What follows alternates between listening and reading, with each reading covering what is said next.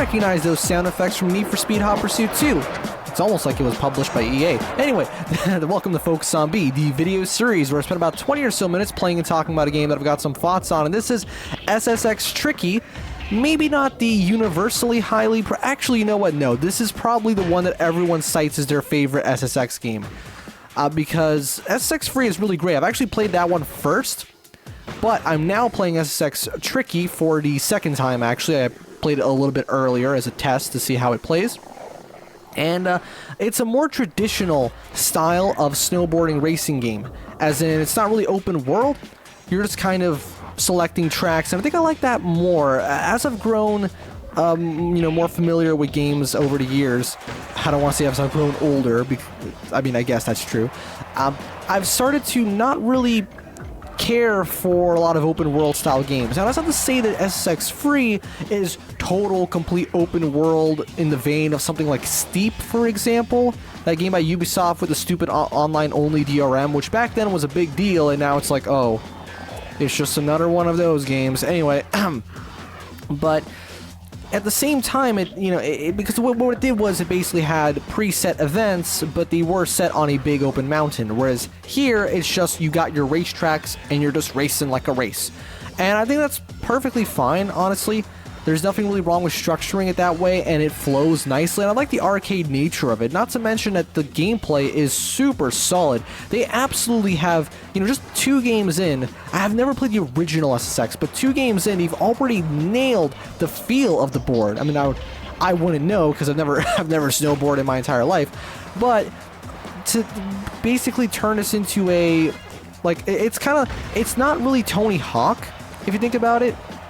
It plays very differently to Tony Hawk, even though you might want to compare them. I mean, those 2 series were in their prime at this point in time, like the early to mid 2000s.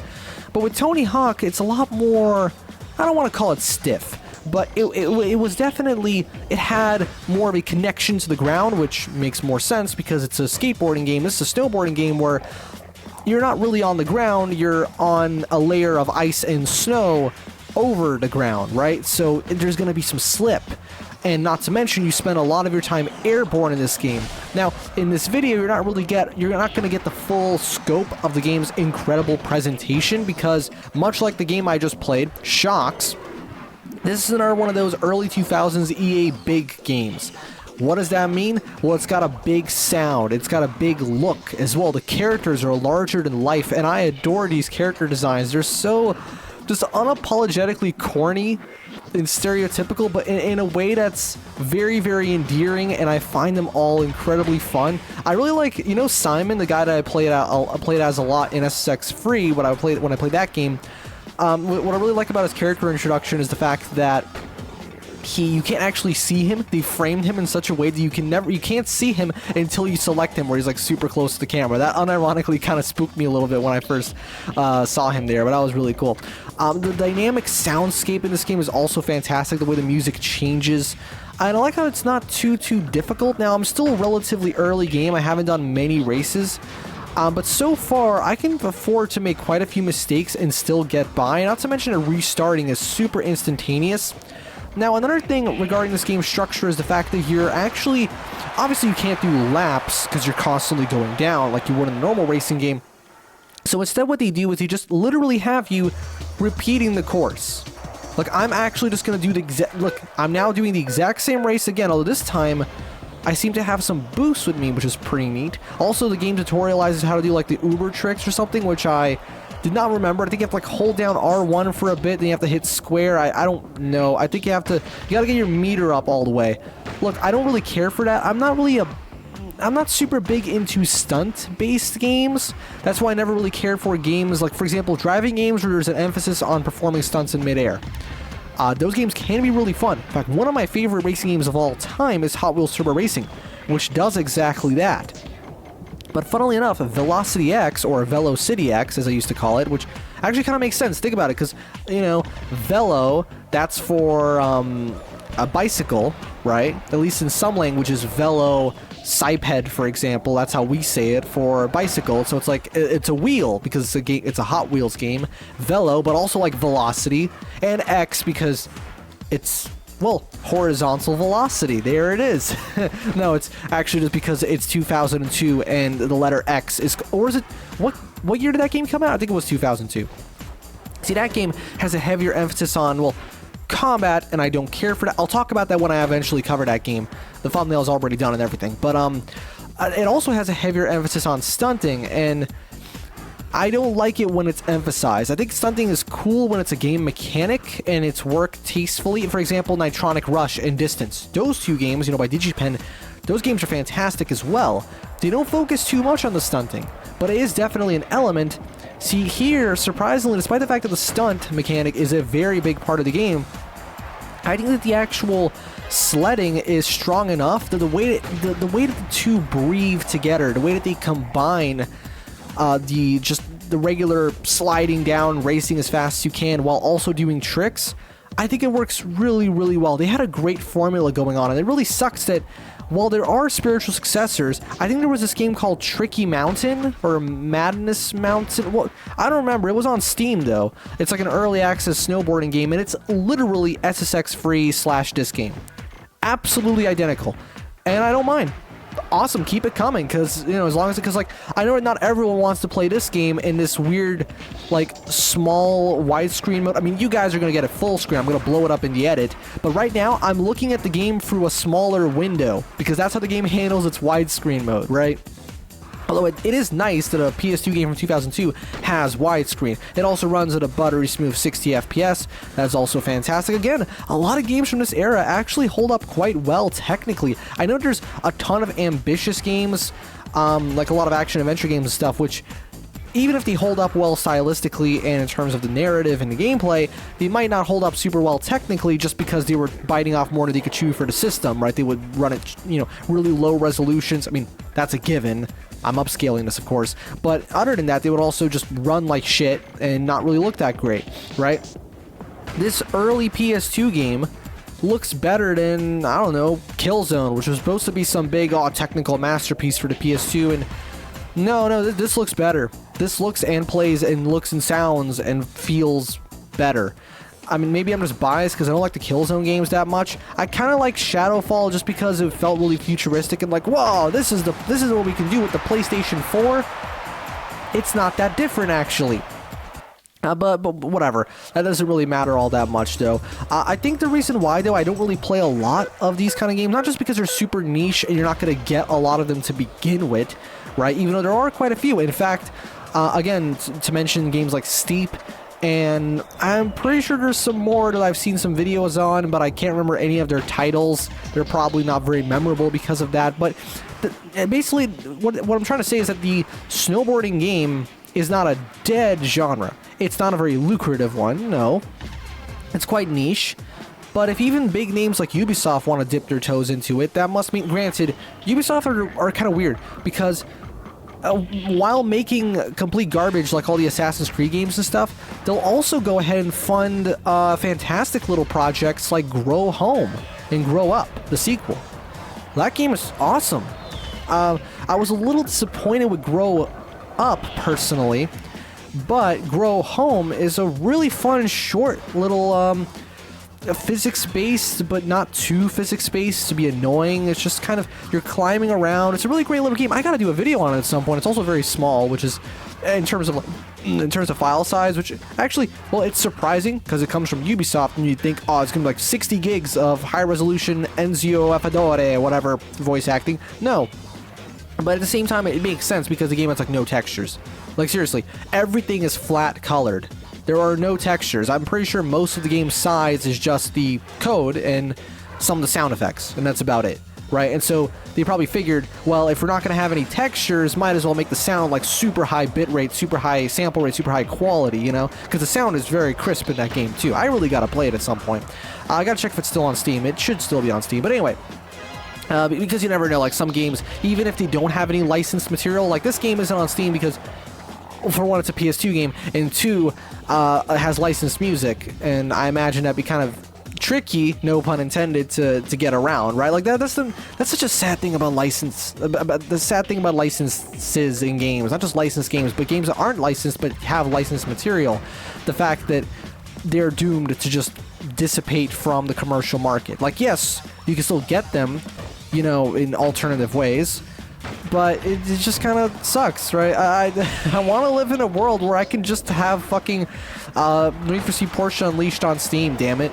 But, I mean, it's very easy to get working on a modern computer. It's just kind of sad. But regardless, though, another thing about the characters that I really like is, okay, that right there, what you just saw.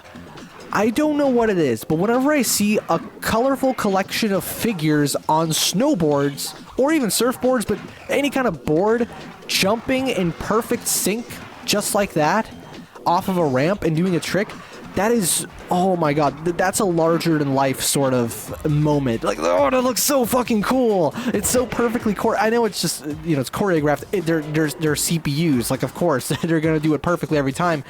But, man, it's just like... there's a certain, I don't know how to describe it exactly, but an excitement that emits off of seeing something like that. You see it and you just think, wow, that is the peak of what humans can do to jump off of a thing on snowboards at the same time. But really, that is really cool to look at, and this game provides a lot of those kind of moments. So even if you're falling behind, you still get to see a lot of cool shit, right? I mean, oh fuck, okay, fortunately, I was somehow able to squeeze out a last second first place, so that's great. But still, even then, let's see, I got one new character, Brody. He's like the guy with the frosted tips because it's 2001. Oh yeah, I can upgrade my edging. Anyway, I can upgrade my speed, my stability, and my tricks. Well, the fuck do you think I'm gonna do? Speed, give me what I need. Did I even upgrade it? I didn't even check. Anyway, we're just gonna do maybe one more event, and then we'll call it a day.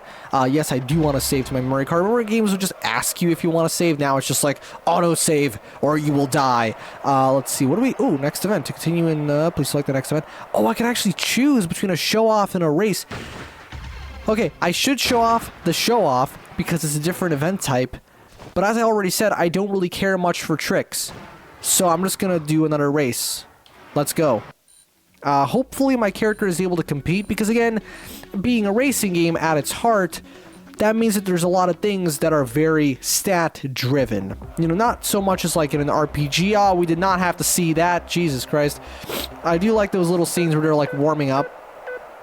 Just, again, the characters are absolutely fantastic in this game. The designs are a little bit cluttered at times, I feel. They feel a little over-designed. Like, some characters have way too many different visual elements going on, if you ask me. But some of them are very iconic. Also, hold on, wait.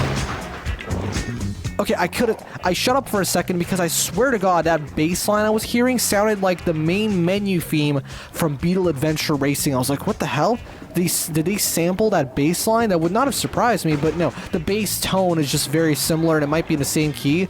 Doon, doon, doon, doon, doon, doon, doon, whatever. It's kind of bluesy. Remember all those? I love all these fake advertisements, and it's the great thing about fake ads like that is, well, for one, it adds a little bit of believability to the world, but it also doesn't doom the game to be. I mean, this game was doomed to licensing death anyway, but it doesn't necessarily have to do that if that's the only element that you're gonna do. Because, and not to mention, it stops the game from feeling dated. Because whenever I see like a freaking Burger King ad or something like that, in like, wasn't it Need for Speed Underground 2 that did that? Or when you see ads for like phones that were relevant back, like Need for Speed Undercover actually has ads for a sidekick, and I don't even know what a sidekick is. I guess it's like a phone before the iPhone was everywhere, right? Before we all had the kind of phones that we have now, and it really dates the game. And sometimes that can be fun, but other times it's just kind of like, oh wow, okay, we don't have those anymore. I don't know, I don't really mind like a timepiece like that, however. I'm guessing that's a stale trick. Yes, you have to keep your fricks. You gotta keep your fricks trash. No. You gotta keep your tricks fresh, because otherwise it's like, no, you don't get as many points. Damn it. Okay, it can get a little cluttered though, and something I'm a little mixed on is how willing this game is to let you just fail on your own. As in, if you do a trick, you can just, because here's the thing, you can jump at any point, right? You don't have to just jump off of these ramps. You can just jump whenever you want. That obviously means that if you can just randomly jump and just wipe yourself out. I think was it SSX Free that implemented a system to stop you from doing that, or am I thinking of Steep? Because the only thing I know about Steep is that NerdCube did a video on it years ago where he complained about the always online thing, which back then, again, was a new thing, relatively speaking. And then I remember he had to change the settings to allow him to basically faceplant everywhere, because that was literally the most fun you're going to get out of that game. Okay, no, it doesn't look like a bad snowboarding game. It's just that I prefer something like this. Oh, is that a stale trick too? Oh, that wasn't stale. Nice. And we get some points for that. And we get the finish. You know what? It's really weird, though. I guess it's probably because the game is set on closed tracks. That also, yeah, there's like this rival system, and it's kind of like Juiced. I should do a video on Juiced at some point. I don't like it very much. Honestly, I legitimately do not like Juiced. I know it's one of those heralded mid-2000s racing games of the likes of Need for Speed, Most Wanted, and Flat Out 2. I love those two games. I don't like Juiced at all. I've played the PC version and the PS2 version, and go figure, the PS2 version is actually a little bit better, weirdly enough. Like, it looks more polished, and I think the car handling is a little different. I'm not sure, though, about the car handling, but it definitely looks more polished. But that's not surprising. Back then, the PS2, I mean, it was dominating the market, so most publishers prioritized those versions and would kind of skimp on the PC ports, if there was even a PC version at all, right? I mean, the most famous example would probably have to be Need for Speed Hot Pursuit 2, right? With how the PS2 version was like the best one, the only one that's really all that worth playing now, because the PC version, even though it is nostalgic for me because I played it, it isn't fantastic. I'd say it's actually quite a downgrade compared to Porsche Unleashed. If you're looking at it purely as a PC guy, right? If you're comparing just the PC games. But if you're looking at it from a console standpoint, I think that, well, Porsche Unleashed on PS1 still has a lot of merits, but the PS2 version of Hot Pursuit 2 is also fantastic. But anyway, what was I talking about? I was talking about Steep and how it doesn't really look all that special, and I don't know much about it. I was talking about this game and the fact that it's really fun. It's super simple, and the thing is, you're missing so much of the presentation too. It's because I've obviously had to disable the voice, well, not the copyrighted music, because honestly, I don't even know. First of all, with me talking and stuff, I don't think YouTube will be able to pick it up anyway. But most of the music in this game is so nondescript that even if it's licensed, it just sounds like every other drum and bass beat. I can't say that anything is too memorable about the music. Even though I think it's very, very fitting for the kind of game that this is, I honestly cannot tell you how any of it sounds. Like with SSX Free, you had a lot of licensed songs that were a lot more, I want to say, diverse stylistically, because you had all this like pop punk and a little bit of hard rock, metal, and drum and bass, obviously electronic, a lot of really interesting sounds, a little bit of alternative rock, stuff like that. And I love the way the game mixed up the music and would have different segments play depending on what's happening. This game does it to an extent. You can actually watch like a making of video where they talk about how they did the music in this game, and you can really put together different pieces of the soundtrack and the way that EQs the music in real time and stuff like that. That's a really sick little detail. But okay, let's call it a day for now, because I'm not really sure if we really need to do the next heat.